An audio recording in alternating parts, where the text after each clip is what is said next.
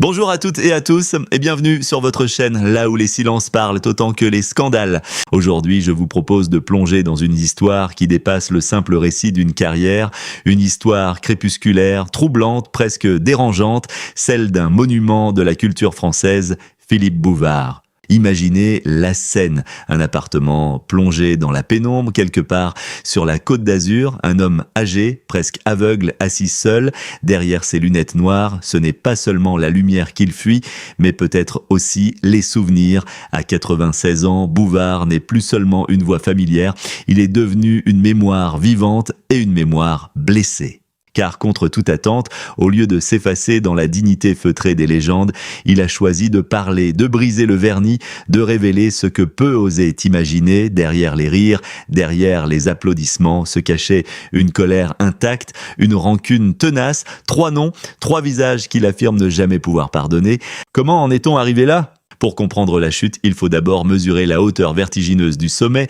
Dans les années 70 et 80, Philippe Bouvard n'était pas seulement un animateur, il était une institution, une horloge vivante réglant le rythme d'un pays entier. Avec son émission culte, il ne divertissait pas simplement, il rassemblait, il façonnait une France où l'intelligence et l'humour populaire cohabitaient sans complexe. Sa voix sur les ondes de RTL résonnait comme un rituel. Chaque après-midi, des millions d'auditeurs suspendaient le cours de leur vie pour écouter ce chef d'orchestre du chaos maîtrisé. Il transformait des échanges désordonnés en symphonies comiques, révélant au passage des talents qui allaient en marquer toute une génération. Mais le pouvoir a un prix, car derrière cette maîtrise apparente, une autre réalité se dessinait. Plus sombre, plus intime, une faille invisible que ni la gloire, ni l'argent, ni même l'admiration du public ne pouvaient combler. Le jour, Bouvard régnait, la nuit, il s'égarait. Dans l'atmosphère feutrée des casinos, loin des projecteurs, il devenait un autre homme. Non plus le stratège des mots, mais un joueur face au hasard, un homme happé par une addiction silencieuse,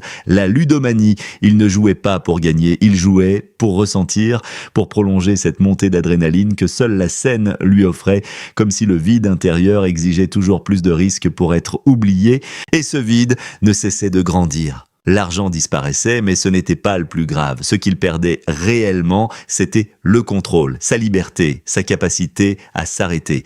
Pris dans un engrenage implacable, il travaillait toujours plus pour compenser, non plus par passion, mais par nécessité, une fuite en avant qui le transformait peu à peu en prisonnier de son propre succès.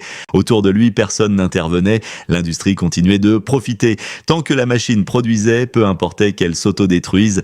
Et dans cette spirale, quelque chose de plus profond encore s'effritait, sa vie personnelle, le temps, les liens, l'essentiel. Il accumulait les biens mais perdait l'essence même de l'existence. Une solitude abyssale s'installait, dissimulée derrière les apparences du succès. Puis vint le coup de grâce, pas dans un casino, pas dans un excès, mais dans un bureau. En 2014, après près de 4 décennies de règne, l'homme que beaucoup considéraient comme indéboulonnable est convoqué par la direction de RTL.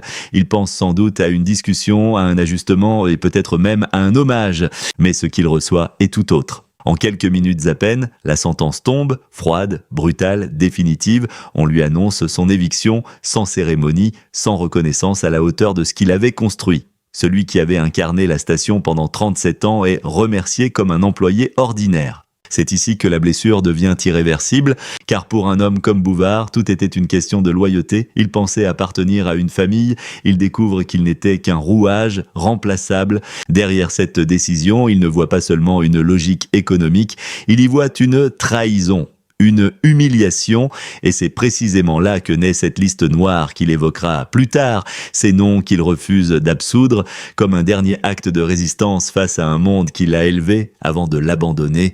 Alors aujourd'hui, une question demeure. Philippe Bouvard est-il la victime d'un système impitoyable ou l'architecte de sa propre chute ? Peut-on vraiment séparer l'homme public de ses démons privés ? Et surtout, que reste-t-il d'une légende lorsque le rideau tombe et que plus personne n'applaudit ?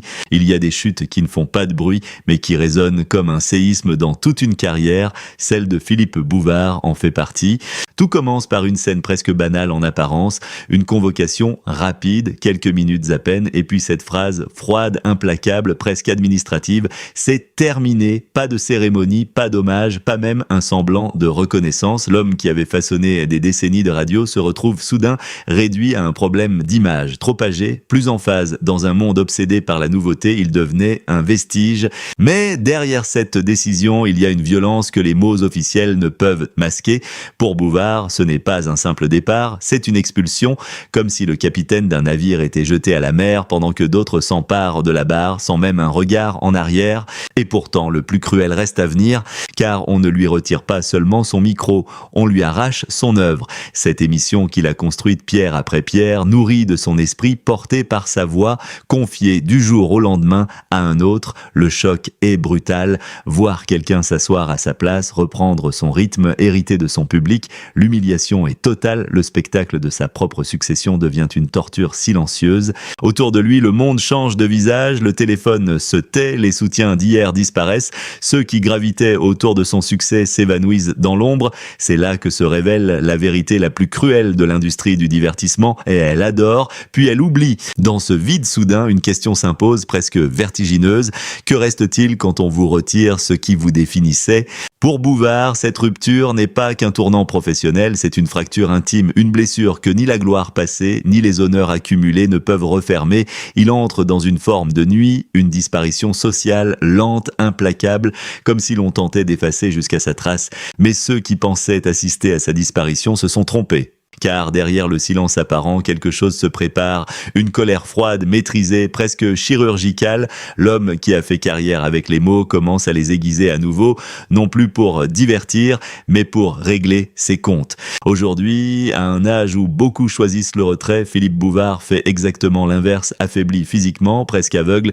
Il entre paradoxalement dans une lucidité totale. L'obscurité autour de lui semble éclairer ses souvenirs avec une précision implacable, et il prend une décision, parler. Pas pour séduire, pas pour plaire, mais pour dire. Dans ce qui ressemble à un testament émotionnel, il dresse la liste de ses blessures, pas des querelles superficielles, non, des failles profondes enracinées dans toute une vie.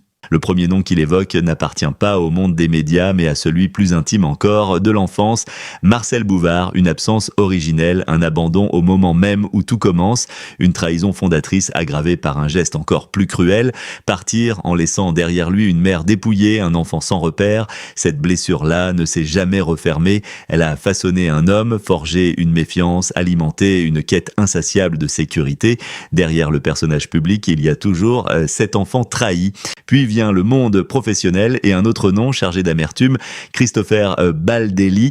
Pour Bouvard, il incarne une mécanique froide, presque déshumanisée, celle d'un système où la fidélité n'a aucune valeur, où des décennies peuvent être effacées en quelques minutes. Ce jour-là, en 2014, il ne perd pas seulement son poste, il découvre une vérité brutale. Dans cet univers, l'histoire ne protège pas. Seul compte l'instant. Enfin, le troisième nom est peut-être le plus douloureux parce qu'il touche à l'héritage, à ce qui devait survivre. Laurent Ruquier, son successeur. Là où certains verraient une continuité, Bouvard ne voit qu'une rupture.